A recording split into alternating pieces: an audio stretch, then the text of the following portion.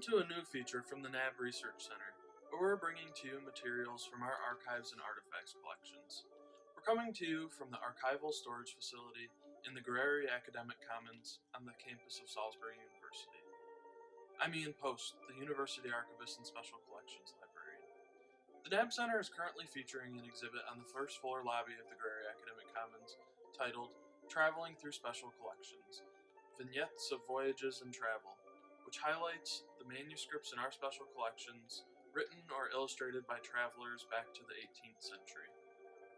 But today I'll be exploring one collection that was acquired too late to be included in this exhibit, the Pavlick Tschepotkin and Elvira Christophornia letters. The collection consists of translated letters that document the captivating and relevant story of a 26-year-old Russian exile who stowed away on a steamer to America, was jailed at Ellis Island, and was ultimately deported in 1923. Дорогой Коля, с какой радостью получил от тебя письмо, которое ожидал с нетерпением. Благодарю тебя, что не забываешь и в такую критическую минуту, как на Эллис-Айленд. Дело мое обстоит в следующем. 11 января 23 года я подал прошение на имя Commissioner of Immigration на Эллис-Айленд с приложением всех документов и фотографий, прилагая копию прошения. Подавал на русском языке по совету судьи. Ответа еще не получил.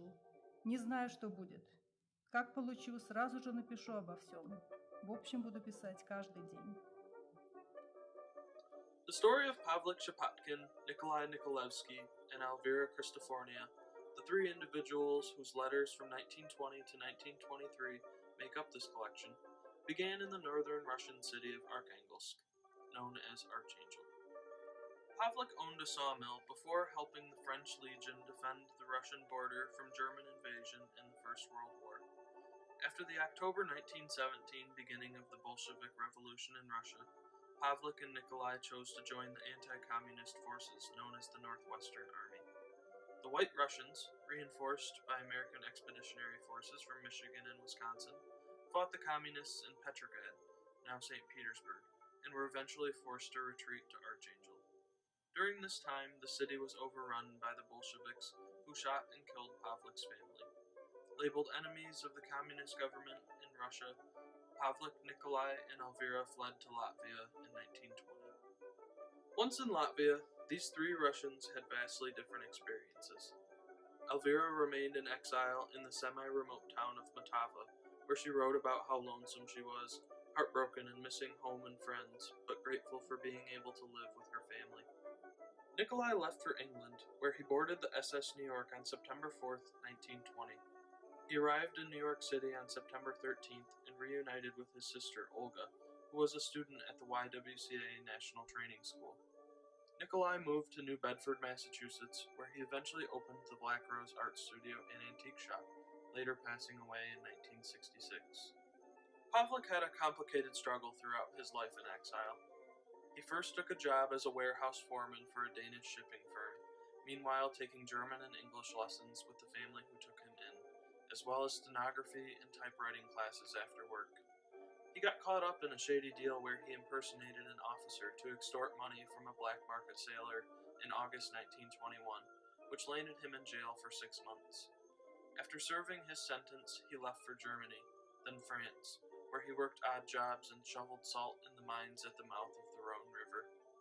Pavlick's first attempt to immigrate to America, by sneaking into the coal store on a steamer, fell through in 1922.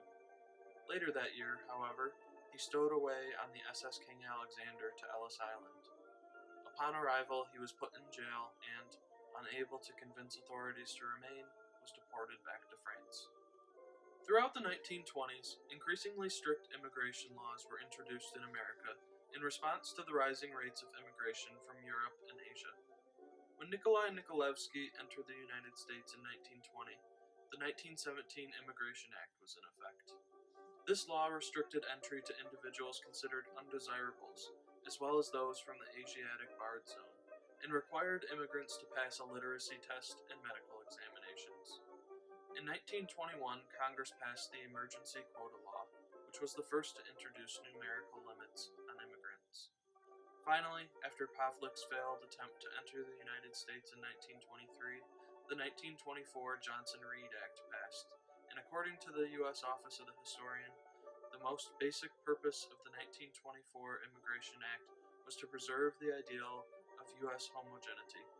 The Nabb Center acquired these unique letters, all of which were sent from Pavlick and Elvira to Nikolai when he was living in America between 1920 and 1923, at auction earlier this year, and they exist only here at the center. They were translated from Russian and recorded by pencil into this used ledger.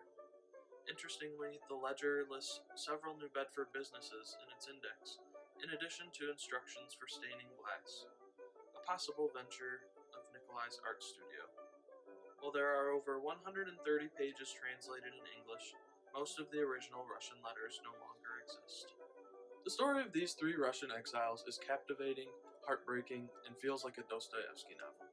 They offer rare first-hand accounts of the fate of those who fought against the Russian Revolution that brought about 75 years of the Soviet Union. Much like other archival collections at the Nabb Research Center, their interdisciplinary potential is endless. Don't forget to visit our exhibit in the first floor lobby of the Guerrero Academic Commons. Traveling through special collections, vignettes of voyages and travel will run from August 27th to December 19th, with a reception on September 13th and a creative writing workshop on November 3rd. Thank you for watching, and tune in for the next part of our video series.